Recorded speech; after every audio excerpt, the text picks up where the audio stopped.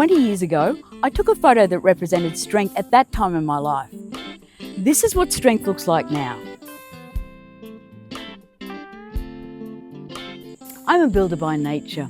It's been a gift and a wear and tear situation. Bodybuilding, years of pushing through, physical work.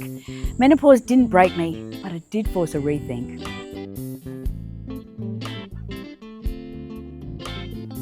What used to work stopped working, and that's when rebuilding really began. The rules changed whether I liked it or not.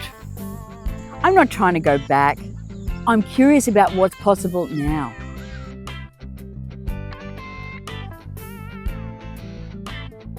This channel isn't about extremes or hacks.